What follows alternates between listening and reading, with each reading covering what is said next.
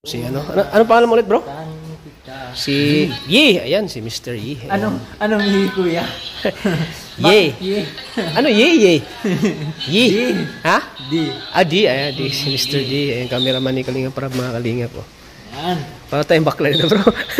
Para tayong magjiwa nito. Ayan, ganyan dapat.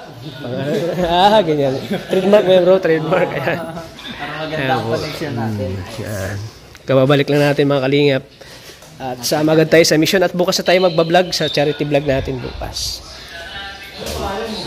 Ba't ka natagalan, kuya? Saan ka galing?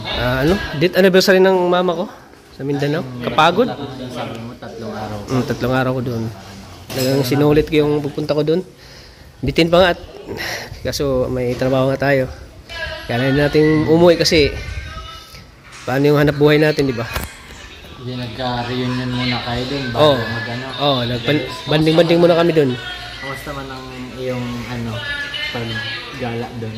Ay, enjoy bro, enjoy. Iba yung pakiramdam pagkasama ng pamilya mo. Nakalimutan mo lahat ng mga Iba problema. Pa sa hometown na Oo, iba talaga yung naramdaman pag ando ka sa hometown nyo. Hometown mo talagang masaya. At kasama ang pamilya mo. So, kailangan bumalik. Kailangan mo. Para sa mission.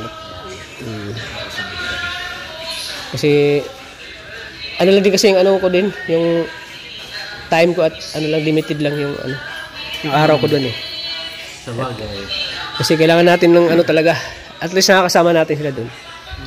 Yan. Isa tayo sa mga major sponsor doon sa sa yung ng mama ko.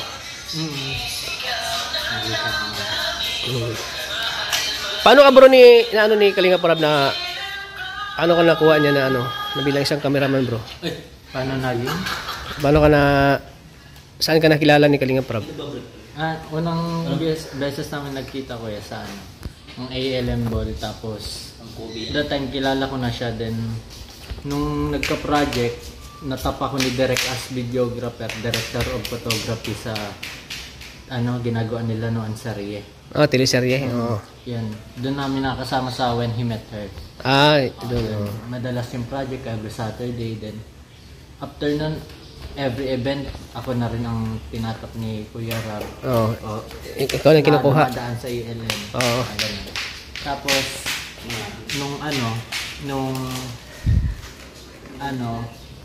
last month, nag-chat ako kay Kuya Rab. Sabi ko kung ma-apply ako sa kanya as videographer. Ikaw mismo sa kanya na mag-apply ka? Na-approach. So, nabigyan naman ng opportunity. Ano pakiramdam bro na kasama mo na yun nasa Kalingap ka na? Sama si Kuya Rab, isa ka na nagka-camera. Mas nararamdaman ko mas okay. Kasi yun, kasama ko si Kuya Tata lagi.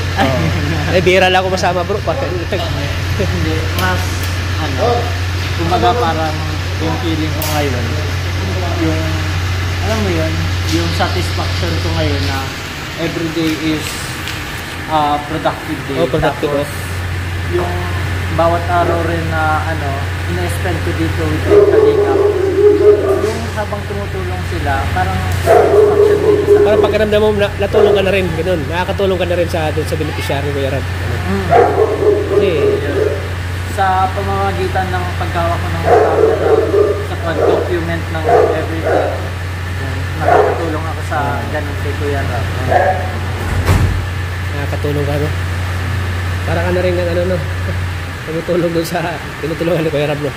Kasi napansin ko bro, sa mga vlog ni Kalingap Prab, ang ganda na ng talagang mas lalong na-upgrade yung mga angle-angle, mas lalong na-upgrade siya.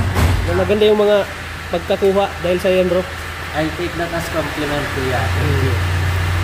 Kaya magpatuloy mo lang bro.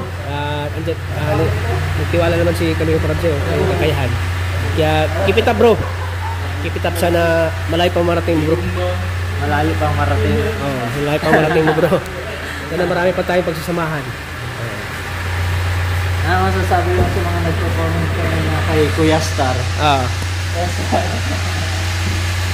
Yung kino-comment sa Kuya Star kanina? Ano yung kino-comment sa iyo? Ha? Ayan po mga kalingap. Ating napanayan po si Mr. D. So ayan po mga kalingap. Panayan natin si Mr. D sa kamerang mga taga-Tacloban, dami pang tao. Napakagaling din mag-capture ng mga video, kuha ng mga video po na kakaiba. Parang ma-miss ka talaga. Sigurado ko mayroon siyang bulong. Like and share po ng video na ito. Kalingap Kobe, don't forget to subscribe po. Kalingap Yoyo po. Kalingap Yoyo po. Kalingap Kobe. Kalingap Jeric.